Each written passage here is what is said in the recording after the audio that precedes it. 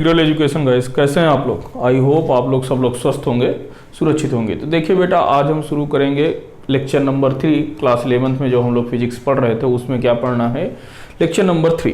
ठीक है, पहला चैप्टर चल रहा है। पहले चैप्टर में बेसिकली पहले लेक्चर पे हमने क्या पढ़ा था, पहले लेक्चर पे हमने बहुत सारी छोटी छोटी चीज़ें पढ़ा था कि फिजिक्स किसे कहते हैं। ठीक है, फिजिकल क्वांटिटी क्या होती है, फिजिकल क्वांटिटी कितने प्रकार की होती है। फिर हमने देखा कि फंडामेंटल फिजिकल क्वांटिटी और सप्लीमेंट्री फिजिकल क्वांटिटी और डेराइव्ड फिजिकल क्वांटिटी, ये सब हमने देख पढ़ा। फिर कल के लेक्चर पे जो इसके प्रीवियस वाला लेक्चर है उस पे हमने क्या देखा कि जो आपके डायमेंशंस किसे कहते हैं और डायमेंशन किस प्रकार से हम लोग फाइंड आउट करते हैं, हर एक की डायमेंशन कैसे निकालते हैं। जैसे कोई भी फिजिकल क्वांटिटी दी हुई है, भौतिक राशियाँ, तो उनकी बीमाएं कैसे होती हैं। और लगभग मैंने आपको 40-45 के आसपास की बीमाएं हमने की हैं। ठीक है, अब आज हम पढ़ेंगे कि बीमाओं का कुछ क्या होता है, रूल होता है, तो नोट डाल के उनको लिख लेते हैं। ठीक है, नोट डाल के लिखते हैं। पहला इसमें है कि किन्हीं भी भौतिक राशियों को, किन्हीं भी दो भौतिक राशियों को तभी जोड़ या घटा सकते हैं जब उनकी बीमाएं क्या हो, बराबर हो। क्या हो, किन्हीं भी दो भौतिक राशियों को तभी जोड़ या घटा सकते हैं जब उनकी बीमाएं क्या हो बेटा, बराबर हो। तो लिखिएगा, किन्हीं भी दो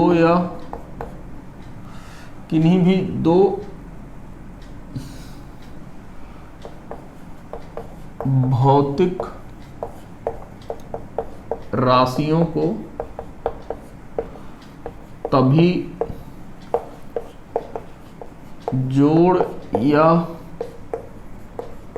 घटा सकते हैं जब इनकी बीमाएं समान हो। ठीक है, यदि इनकी बीमाएं समान नहीं होंगी तो बेटा हम इनको जोड़ या घटा नहीं सकते हैं। जैसे फॉर एग्जांपल देख लो, अब ये सबको पता होगा गति का पहला नियम क्या कहलाता है, b बराबर u प्लस का at, b बराबर u प्लस का at, ये सबको याद होगा। b क्या था, आपकी अंतिम वेग था, u क्या है, प्रारंभिक वेग है, a क्या है, आपका त्वरण है, और t क्या है, आपका समय है। t क्या है, आपका समय है। तो अब देखिए u की इधर वाली, देखो आपको तो पता है कि यदि दोनों चीजें बराबर हैं तो इस साइड भी बीमा क्या रहनी पड़ेगी, बराबर रहनी पड़ेगी, और इधर की बीमाएं भी क्या होगी, बराबर रहेंगी। तो LHS की बीमा क्या होगी, LHS की बीमा इज इक्वल टू RHS की बीमा। राइट हैंड साइड की बीमा क्या रहेंगी, बराबर रहेंगी भाई, तभी तो ये इन दोनों को एक दूसरे को कंपैरिजन कर पाओगे, नहीं तो कैसे कर पाओगे। ठीक है ना, दोनों की बीमाएं जब बराबर रहेंगी तभी हम इनको क्या कर पाएंगे, इनकी तुलना कर पाएंगे। अच्छा चलो, ये तो बात होगी। अब देखते हैं RHS की बीमा, इसकी LHS की बीमा तो आपको पता है LHS में क्या है, b मतलब वेग। अब वेग की बीमा क्या होती है, LT-1, ये तो सबको क्लियर है। चलो कोई बात नहीं, ठीक है। अब देखो ये जो आपका u है, u क्या है, प्रारंभिक वेग है, इसकी भी बीमा कितनी होती है, वेग की बीमा क्या हो जाएगी, ये जो u की बीमा होगी इधर भी कितनी हो जाएगी, LT-1, क्योंकि ये भी क्या है, वेग है। अब आते हैं, ये जो पूरा टर्म है at लिखा हुआ है, क्या लिखा हुआ है, a और t, तो a क्या है, आपका त्वरण है। त्वरण की बीमा बेटा क्या होती है, LT-2 होती है ना, LT-2। चलो, और ये t क्या है, समय है, तो समय की बीमा t।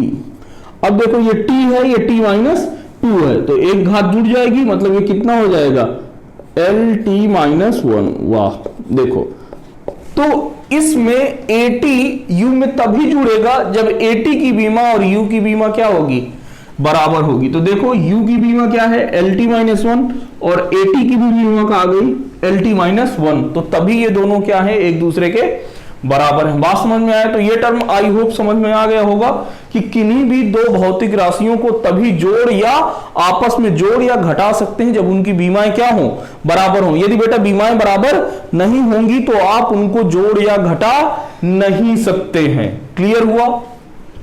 दूसरी बात, यदि किन्हीं भी दो भौतिक राशियों का गुणा या भाग करना हो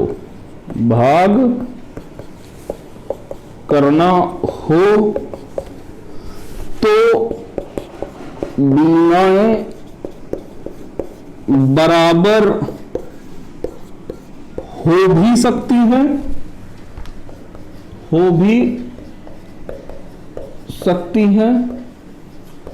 और नहीं भी,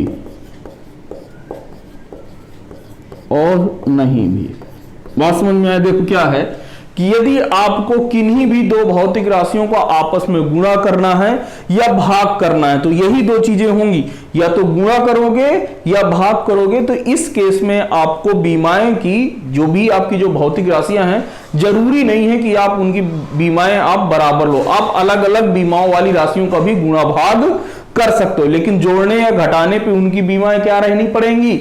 यदि हम किन्हीं भी भौतिक राशि को जोड़ रहे हैं, दो भौतिक राशियों को, या दो भौतिक राशियों को घटा रहे हैं, तो उनकी बीमाएं समान होनी पड़ेंगी। लेकिन यदि किन्हीं का गुणा कर रहे हैं या भाग कर रहे हैं, तो उसके लिए आपकी बीमा बराबर हो या ना हो, इससे फर्क नहीं पड़ता है।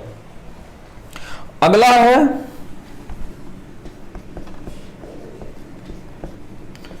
भौतिक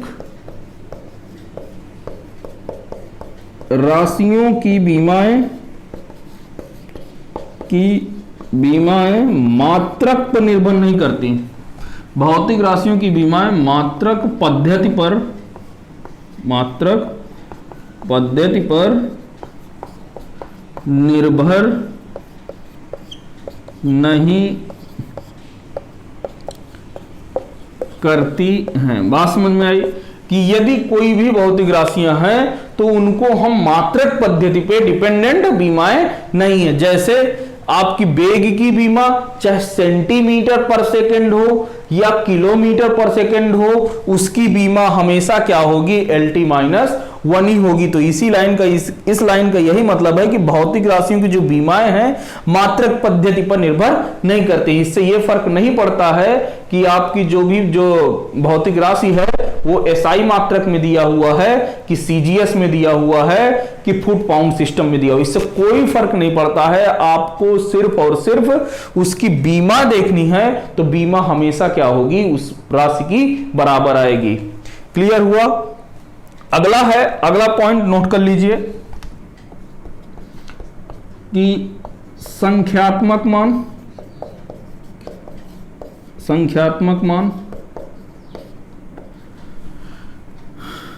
ट्रिग्नोमेट्री फंक्शन क्या कहते हैं,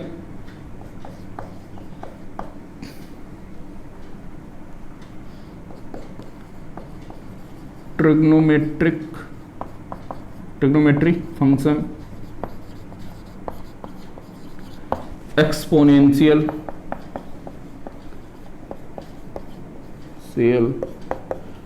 फंक्शन, संख्यात्मक मान होगा, ट्रिग्नोमेट्री फंक्शन होगा, ये मतलब कि त्रिकोणमितीय पद होगा, एक्सपोनेंशियल पद होगा, या लॉगरिथमिक फंक्शन होगा। लॉगरिथमिक फंक्शन या लॉगरिथमिक पद बीजगणितीय पद या गणितीय पद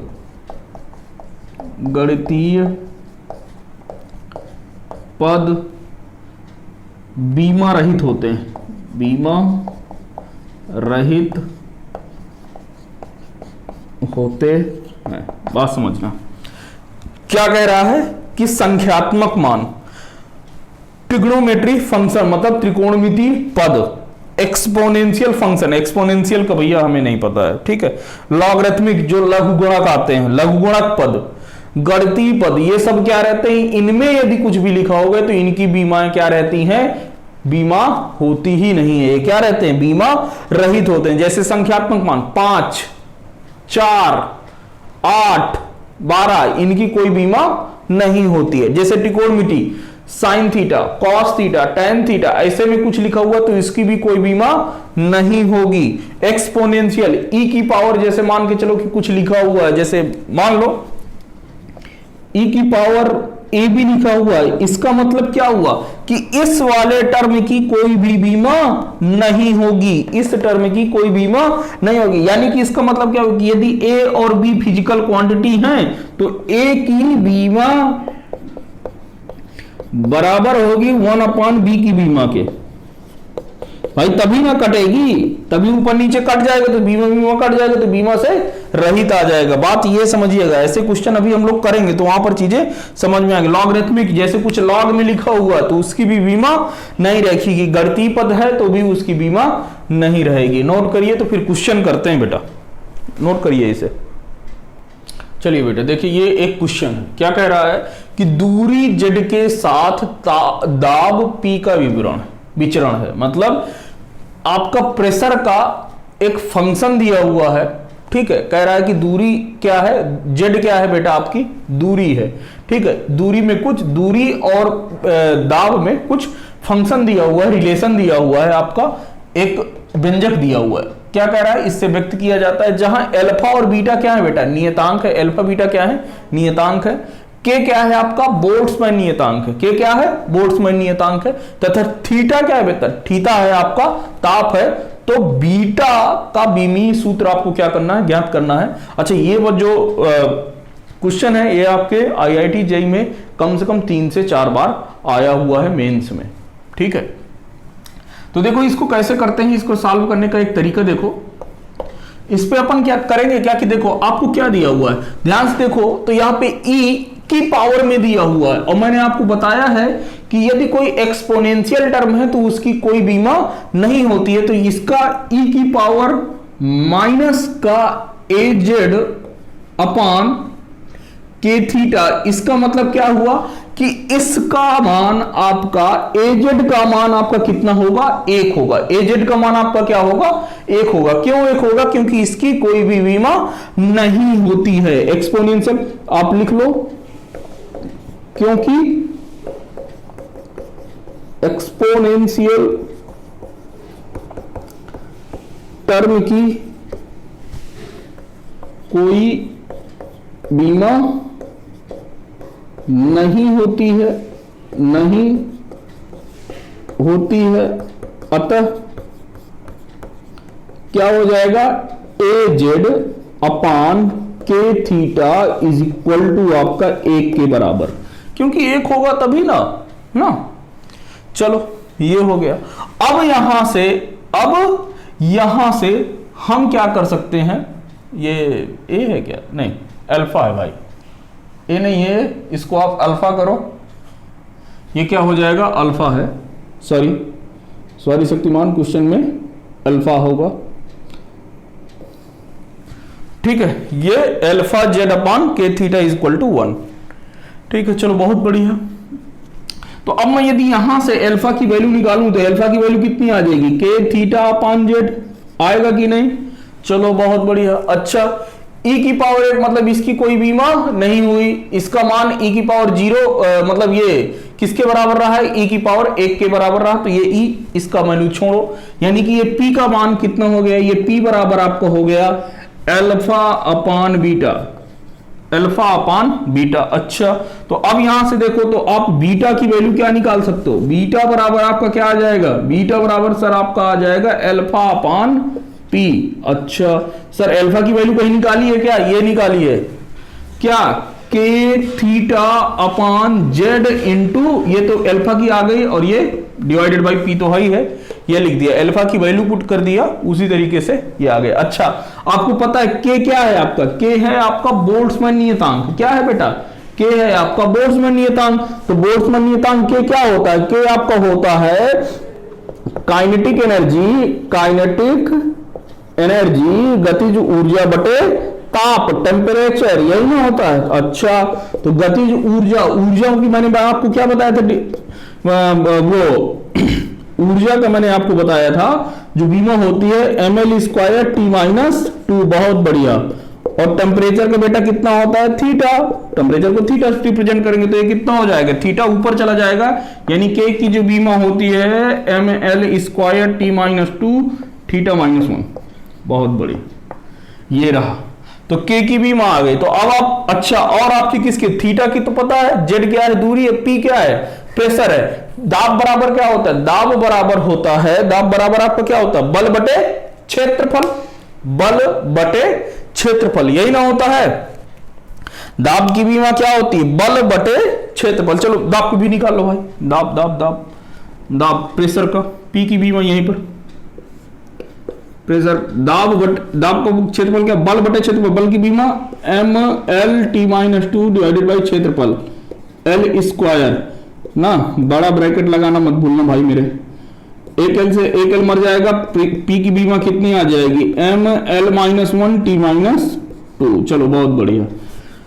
तो अब बीटा का क्या करना, बीमी सूत्र लिखना है। तो बीटा बराबर क्या आपको पता है, के की डायमेंशन कितनी है ml² T-2 थीटा -1। चलो बहुत बढ़िया, लिखा हुआ है ना ये। चलो थीटा की जगह पे थीटा, ये क्यों थीटा है, क्योंकि ये किसको दिखा रहा है, ताप को। जेड क्या है, जेड बेटा दूरी है, यानी कि एल है, ठीक है। प्रेशर की बीमा कितनी हो जाएगी ml-1 T-2। चलो देखो ये L-1 और ये L आपस में मल्टीप्लाई होगा तो ये कैंसिल आउट। चलो बहुत बढ़िया, M से M मर गया, T-2 से T-2 मर गया, ये थीटा प्लस का, ये थीटा की इधर पावर क्या है +1, इधर थीटा की पावर कितनी है -1, ये भी आपस में क्या हो जाएगा कैंसिल, क्या बचा L²। तो बीटा की जो आपकी बीमा आ जाएगी कितनी आ जाएगी L²। That's your answer. Clear हुआ भाई, नोट कर लीजिए, अच्छा क्वेश्चन है, ठीक है ना, नोट डाउन कर लीजिए भैया। चलिए बेटा अगला क्वेश्चन देखते हैं क्या कह रहा है। अगला क्वेश्चन है कि एक आपको समीकरण दिया हुआ P बराबर a-T² डिवाइडेड बाई bx, कह रहा है कि इसमें क्या है कि P आपका क्या है बेटा, दाब है, P क्या है, दाब है, x क्या है, दूरी है, और T क्या है, समय है। तो कह रहा है a/b की बीमा ज्ञात कीजिए। 1 मिनट आप इसे पॉज करके ट्राई तो कीजिए, आई होप आप लोगों ने ट्राई कर लिया होगा। चलिए शुरू करते हैं। क्या कह रहा है कि देखो, अब टुकड़ों में करते हैं इसे। देखो याद करो मैंने आपको क्या कहा था, ये क्या लिखा हुआ है, P बराबर a-T²/bx, यही लिखा हुआ है। चलो यहां से देखो तो आपको ये लग रहा होगा कि LHS की बीमा RHS की बीमा के बराबर होनी चाहिए, मतलब प्रेशर की बीमा इस पूरे टर्म की बीमा के क्या होनी चाहिए, बराबर होनी चाहिए। इतना क्लियर हुआ कि नहीं, आई होप क्लियर होगा। चलो ये तो क्लियर हो गया। अब पहला पॉइंट इससे क्या निकाले कि dimension of LHS is equal to RHS, आपस में बीमाएं क्या होनी पड़ेंगी, बराबर होनी पड़ेंगी। चलो दूसरा क्या है कि मैंने आपको क्या बताया था कि यदि बीमाएं कोई भी दो भौतिक राशियां तभी जुड़ सकती हैं या घट सकती हैं तो उनकी बीमाएं आपस में क्या होनी पड़ेगी, बराबर। यानी कि A में से T² घट रहा है, यानी इसकी बीमा क्या होनी पड़ेगी, बराबर होनी पड़ेगी। तो सेकेंड पॉइंट क्या होगा कि A की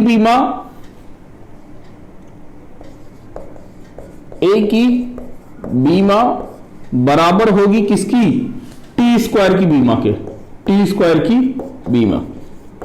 बात समझ में आई, यानी कि A की जो बीमा है T² क्या है, T क्या है आपका समय है, यानी A की बीमा आपकी कितनी आ गई, T²। क्लियर हुआ, चलो बहुत बढ़िया। अब यदि आप यहां से देखो तो कोई बहुत बड़ी बात नहीं है, यहां से अब हम B का मान निकाल सकते हैं कि नहीं। यहां से अब आप देखो तो मैं B को उधर ले जाऊं तो B बराबर कितना हो जाएगा, a-T² डिवाइडेड बाई px। देख लो भाई, क्रॉस मल्टीप्लाई कर दिए हैं और कहीं कुछ नहीं, B को इधर लेते गए, P को इधर लेते आए। क्लियर। चलो अब यहां से देखो तो जो B की बीमा है, अब मैं B की बीमा क्या निकाल सकता हूं, हाँ बिल्कुल निकाल सकता हूं, क्योंकि ऊपर वाले की बीमा तो कितना हो जाएगा, T² कितना होगा ऊपर वाले की बीमा। चलो देखते हैं, थर्ड B की बीमा कैसे निकालेंगे देखो, b की बीमा आपको b बराबर कितना पता है, a माइनस टी स्क्वायर, मतलब इन दोनों की बीमा क्या होंगी, बराबर होंगी, तो t की बीमा के t क्या है, समय है, तो ऊपर वाले की बीमा हो गई टी स्क्वायर। अच्छा नीचे क्या है बेटा, नीचे तो आपका क्या है, प्रेशर है, p क्या है, प्रेशर है ना, प्रेशर है, तो प्रेशर की बीमा क्या होती है, बल बटे क्षेत्रफल, तो ये कितना हो जाएगा, m बल m l t माइनस 2, ये तो बल बटे क्षेत्रफल क्षेत्रफल का l स्क्वायर, क्लियर हुआ। अच्छा और ये x क्या है बेटा, आपकी दूरी है, x भी क्या है, आपका दूरी है l। अच्छा तो इन दोनों का आपस में है, ये ऐसा कर सकते हैं कि नहीं कर सकते, बिल्कुल कर सकते हैं। तो यहां से देखो तो l से ये l और ये l स्क्वायर हुआ, तो ये l स्क्वायर क्या हो गया, मर गया भाई। चलो बहुत बढ़िया। तो अब यहां से यदि आप देखो तो इसकी बीमा कितनी आ जाएगी, ये तो ऊपर जाएगा तो t की पावर 4, ये m है तो m माइनस 1 t की पावर 4 हो जाएगा। क्लियर हो गया, देख लो भाई इतना ही आ रहा होगा। देखो देखो देखो, कोई जल्दबाजी नहीं है, जल्दबाजी नहीं करनी, आप आराम से देख सकते हो, ठीक है ना, क्लियर हो जाओ। बाकी तो सब होता ही रहेगा, लेकिन चीजें क्या है, आपका कॉन्सेप्ट क्लियर होना चाहिए बेटा। आई होप इतना ही आएगा, ठीक है, देख लिया होगा। अब देखो b की बीमा पता चल गई, a की बीमा पता चल गई, आपको क्या निकालना है, a बाई b निकालना है ना भाई, तो a अपान b की बीमा कितना हो जाएगी, a की बीमा t स्क्वायर है और इसकी बीमा कितनी है, m की पावर माइनस 1 t की पावर 4। चलो तो यहां से t स्क्वायर वाला से एक ये t की पावर 4 कैंसिल हो जाएगा, 2 बचेगा यहां पर, क्लियर हो गया। तो ये कितना बचेगा, ऊपर जाएगा तो m हो जाएगा और ये t की पावर माइनस 2, दैट्स इट। तो ये आपकी बीमा आ जाएगी a अपान b की बीमा, ये रहा आपका आंसर। क्लियर है, तो चलिए इसको नोट कर लेते हैं, फिर देखते हैं कि बीमाओं का कहां कहां पे हम प्रयोग कर सकते हैं, किस प्रकार से हम उसका प्रयोग करते हैं। तो नोट करिए पहले इसे, फिर आगे बढ़ेंगे। अब देखिएगा अगली हेडिंग डालिएगा, बीमाओं के उपयोग। तो हेडिंग डालिएगा बीमाओं के अनुप्रयोग। बेसिकली आज हम केवल एक ही इसका प्रयोग कर पाएंगे, अगले लेक्चर पर बाकी दोनों जो भी हैं उसके आगे के देखेंगे। तो इसमें पहला क्या है, इसमें पहला मेन चीज की बीमाओं का उपयोग करके लिखिएगा, बीमाओं का उपयोग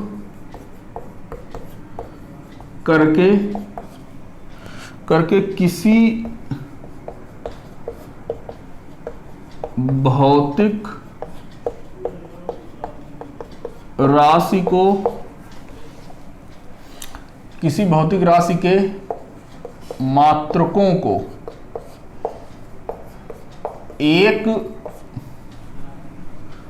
पद्धति से दूसरी पद्धति में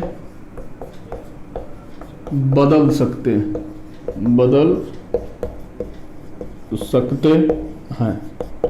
ठीक है, जैसे मान के चलो कि हमें कोई क्या कह रहा है कि यदि हमें किसी को, जैसे मान लो दूरी है, दूरी को हमें किस में, मीटर को किस, जैसे मान लो वेग है, किसी का वेग 5 किलोमीटर प्रति घंटा है, उसको हमें कन्वर्ट करना है किस में, मीटर पर सेकंड में कितना होगा या सेंटीमीटर पर सेकंड में कितना होगा। तो हम कहां से लगाएंगे, हम इस बीमा का प्रयोग करके ही हम उसको एक मात्रक से दूसरे मात्रक में क्या कर लेंगे, परिवर्तित कर लेंगे। देखिएगा अभी क्वेश्चंस करेंगे, कैसे करेंगे वो भी आपको समझ में आ जाएगा। क्लियर है, तो जैसे मान लो, माना कोई, ठीक है, ये मैं इसका तरीका बता रहा हूं कि कैसे बदलेंगे, मतलब एमकेएस को सीजीएस में या सीजीएस को एमकेएस में कैसे बदलेंगे एक ही भौतिक राशि के लिए। तो ये चीज है, ठीक है, देखिएगा, माना कोई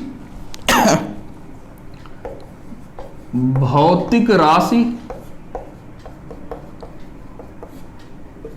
y है, क्या है, y है, जिनके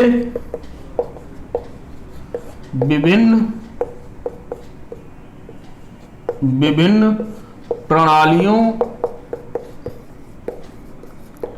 में मान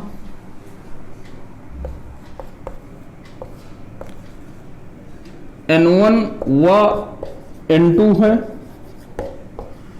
तथा मात्रक U1 व U2 है। तो y बराबर क्या हो जाएगा? y बराबर हो जाएगा N1 U1 बराबर N2 U2। याद कीजिए, याद आया? क्या बताया था कि कोई भी भौतिक राशि N1 क्या है? उसका मान है, न्यूमेरिकल वैल्यू है। N1 क्या है? उसका न्यूमेरिकल वैल्यू है। और U1 क्या है? उसकी यूनिट है। तो N क्या है? न्यूमेरिकल वैल्यू, और U क्या है? उसकी यूनिट है, मात्रक है। तो इस प्रकार से क्योंकि इनको दो यूनिट में चेंज किया गया है, तो मान लिया कि पहला जो हमें दिया हुआ है जिसमें, वो पहला है, और जिसमें हमें निकालना है वो क्या है? दूसरा है, निकालना है। बात समझ में आई कि नहीं? जहां N क्या है? N है आंकिक मान। क्या है? आंकिक मान। देखो दिया हुआ है लेकिन फिर भी मैं लिखे दे रहा हूं। और U क्या है? आपका मात्रक है। पहली पद्धति में मात्रक और दूसरी पद्धति में मात्रक। जैसे मीटर पर सेकंड और सेंटीमीटर पर सेकंड, वैसा है।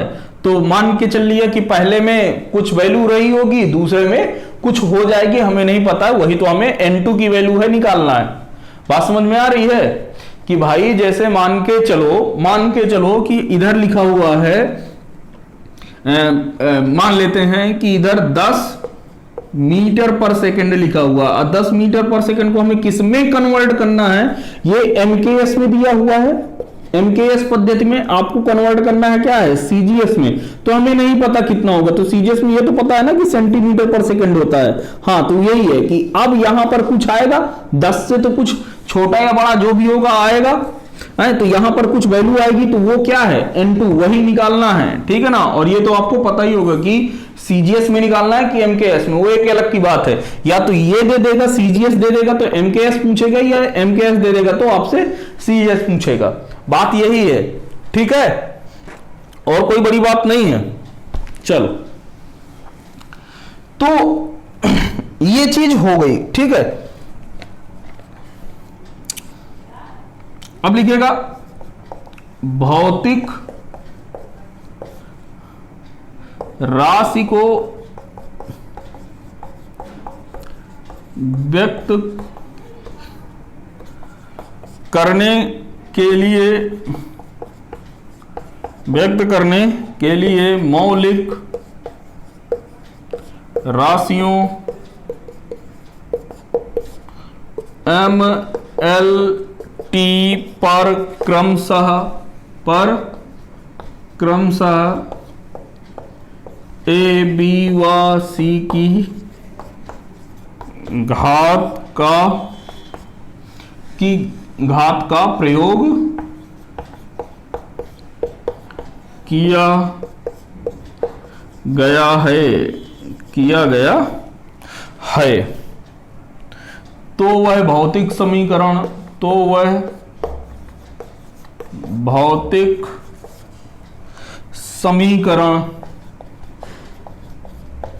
y बराबर n।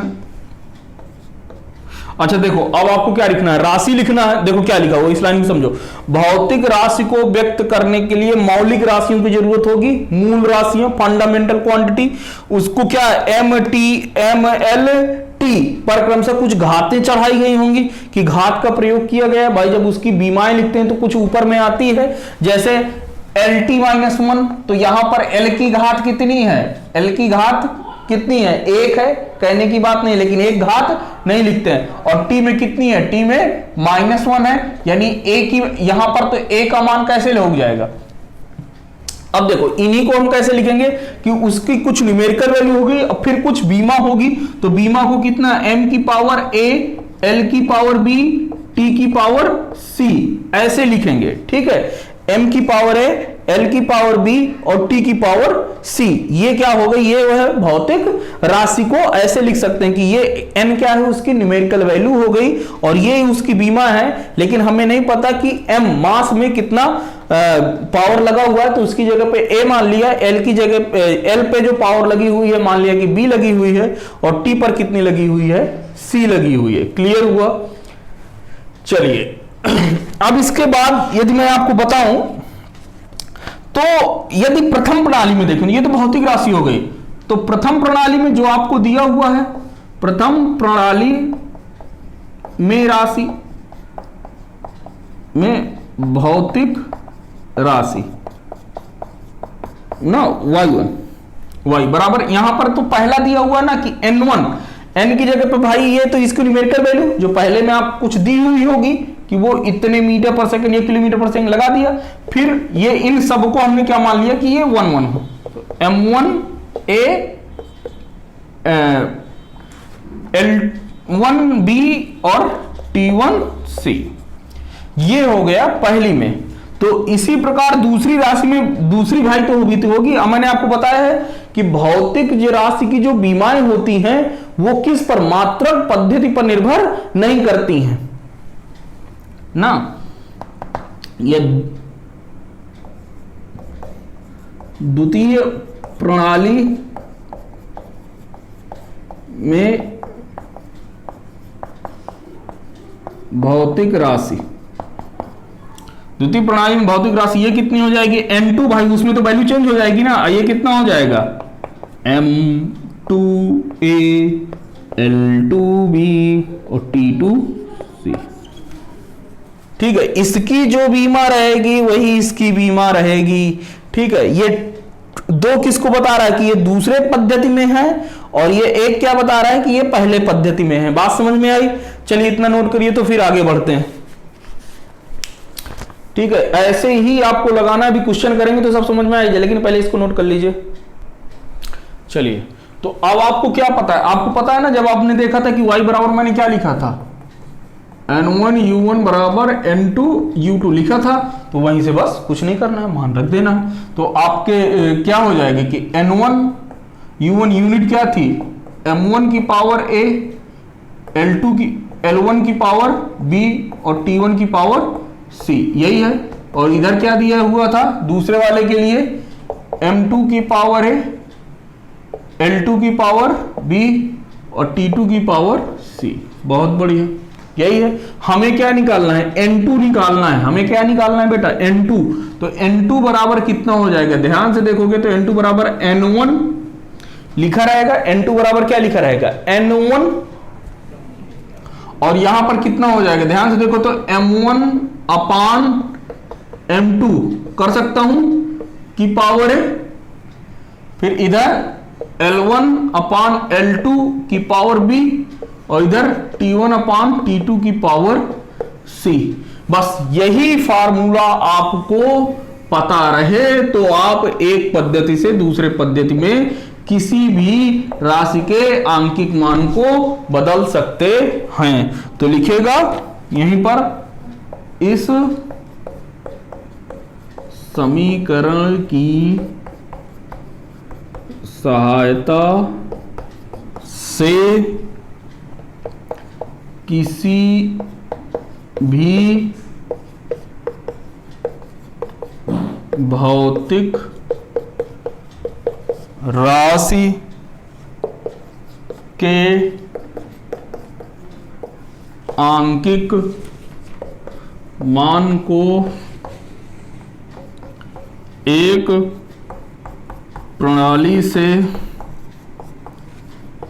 दूसरी प्रणाली में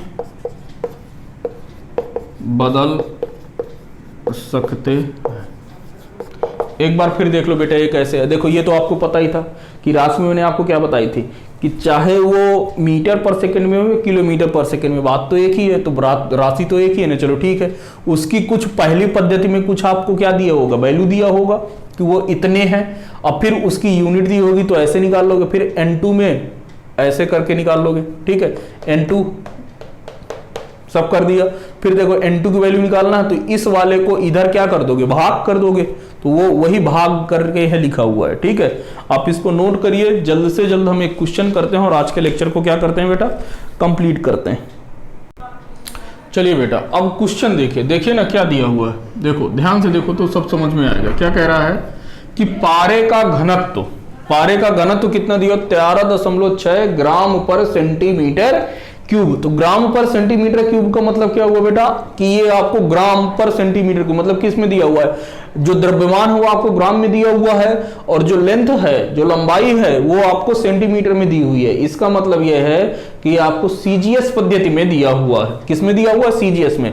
और किस में कन्वर्ट करना है, एमकेएस में। किस में, सीजीएस को एमकेएस में कन्वर्ट करना है। सीजीएस को किस में कन्वर्ट करना है, एमकेएस में।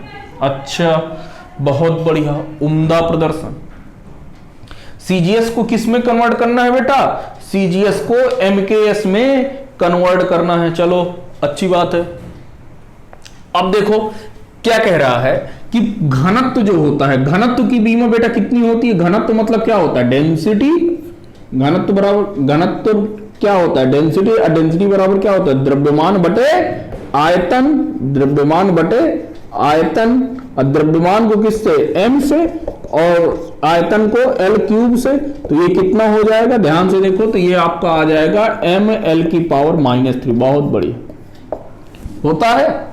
चलो इतने तक तो दिक्कत नहीं है। चलो अब आपको क्या निकालना है, mks में निकालना है। देखो n2 आपको क्या करना है, निकालना है। मैंने क्या बताया था कि n2 बराबर होता है n1, ये m1 अपान m2a, और m2 अपान सॉरी L1 अपान L2b, और T1 अपान T2c। यही ना होता है। चलो अच्छा, अब देखो यहां पर m तो है, L भी है, लेकिन क्या T है, क्या नहीं है, यानी कि ये वाला टर्म नहीं रहेगा। इसका जो पावर है ये नहीं रहेगा। ठीक है ना। C का वैल्यू कितना है, 0। C का वैल्यू यहां से क्या पता चल गया है कि C का वैल्यू क्या है, 0 है। अच्छा, जो M1 है वो क्या है, वो आपका ग्राम में दिया हुआ है। M1 आपको दिया हुआ ना भाई, जो दिया हुआ होता है उसको क्या मानते हैं, पहला। और जो हमें निकालना होता है उसको, जिसमें निकालना होता है उसे क्या मानते हैं, दूसरा। तो M1 द्रव्यमान किस में दिया हुआ, ग्राम में। अच्छा, हमें निकालना किस में, किलोग्राम में, क्योंकि MKS का मतलब क्या है। अच्छा देख लो ना भाई, MKS ये पहला और ये दूसरा है। बात समझ में आ गई। चलो अब यहां से N2, N1 का मान, वैल्यू, न्यूमेरिकल वैल्यू कितना दिया हुआ, 13.6। लिख लो भाई, लिख लिया। अच्छा एक चीज ध्यान से देखो, यहां पर m की पावर कितनी है, कुछ नहीं लगा, यानी कि पावर कितनी है, 1। कुछ नहीं लगा, यानी कि पावर कितनी है, 1। m में m की पावर 1 है, यानी m1 भाई पावर तो यहां पर भी सेम है, क्योंकि यूनिट तो एक ही रहना है। तो यहां से m का a का वैल्यू कितना हो जाएगा, a बराबर 1। देख लो भाई, समझ में आना चाहिए। इधर देखा, घनत्व की डेंसिटी निकाला तो m की पावर कितना है, 1 है, और यहां पर देखा तो ये a लिखा हुआ, लेकिन दोनों को क्या होना है, बराबर होना है। तो ये a का मान 1 आ गया। ठीक है, अब l के पास गए तो l की पावर कितना है, -3 है, और यहां पर l की पावर कितना है, b है। तो यहां पर b का मान बेटा कितना आ जाएगा, -3। b का मान कितना आ जाएगा, -3 लगेगा। अच्छा चलो हो गया। अब n2 का मान आपको निकालना है, n1 आपको दिया हुआ है 13.6। अच्छा सर, अच्छा m1 देखो किससे बदलना है, सीजीएस में दिया, सीजीएस में m की द्रव्यमान किस में है, ग्राम में। तो ये ऊपर ग्राम बटे किस में बदलना है, एमकेएस में। तो एमकेएस में क्या होता है, किलोग्राम होता है ना भाई, किलोग्राम। अब पावर तो 1 है, तो 1 लिखो या ना लिखो उसको कोई फर्क नहीं पड़ता है पावर में। चलो अब b का पावर इसको लिखना पड़ेगा। तो ये l क्या है, ये किस में है, सेंटीमीटर में है, और एमकेएस में चेंज करना तो वो किस में होता है, मीटर में। तो ये मीटर में लिख दिया, और b का पावर कितना है, -3 है। अच्छा सर, अब क्या करें, देखो बता रहे हैं अगला स्टेप, देखो 13.6। अच्छा ये रहा ग्राम, किलोग्राम को ग्राम में चेंज करो, किलोग्राम को ग्राम में चेंज कर। तो 1 किलोग्राम में कितने ग्राम होते हैं? 1000 ग्राम, लिख लिया 1000 ग्राम। बात समझ में आया? चलो ये सेंटीमीटर, 1 मीटर में कितने होते हैं? 100 सेंटीमीटर। 1 मीटर में कितने सेंटीमीटर? 100 सेंटीमीटर। पावर कितना लगा हुआ? -3। देखो सेंटीमीटर सेंटीमीटर कट गया, ग्राम से ग्राम कट गया। ये N2 बराबर देखो ना कितना आ गया? 13.6 गुणे 1/1000। नीचे 1000 बचा ना। अच्छा ये गुणे कितना है? ये 1/100 है लिखा हुआ है, 1/100 की पावर -3। तो ये सब ऊपर चले जाएंगे तो ये प्लस में हो जाएंगे, तो ये कितना आ जाएगा? 100 गुणे 100 गुणे 100। बात समझ में आया? ये देखो 3 3 कट गए, ये 3 ठो जीरो है, ये कट गए, ये 2 जीरो और ये 3 जीरो। कितना बचा? 1000। तो ये N2 बराबर कितना आ गया? N2 बराबर आपका आ गया 13.6 गुणे 10 की पावर 3। ठीक है, 10 की पावर 3 किलोग्राम पर मीटर क्यूब। ये आपका कन्वर्ट हो गया। ये देखो आपका किस में दिया हुआ है? ये CGS में दिया हुआ है, आप MKS में पहुंच गए। यही है, ऐसे ही आपको सॉल्व करना है। तो चलिए बच्चों आज के लिए इतना ही। अच्छा एक चीज याद रखना, आपको जाना है कहां पर? अपने प्ले स्टोर पर। प्ले स्टोर पर जाके क्या करिएगा?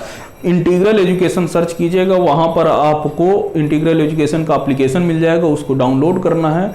और डाउनलोड जब आप कर लेंगे तो वहां पर बहुत सारे कोर्स हैं, मैथ के पढ़े हुए हैं, फिजिक्स के पढ़े हुए हैं और केमिस्ट्री के पढ़े हुए हैं। जो भी आप कोर्स परचेज करना चाहते हो आप उन्हें परचेज कर लीजिएगा। हाँ, कुछ के आपको वीडियो लेक्चर्स आपको फ्री में कुछ मिलेंगे और कुछ नहीं मिलेंगे, ऑब्वियस सी बात है। कुछ आपको पेड हैं और कुछ अनपेड हैं। तो चलिए मिलते हैं आपसे अगले लेक्चर में। Thank you very much.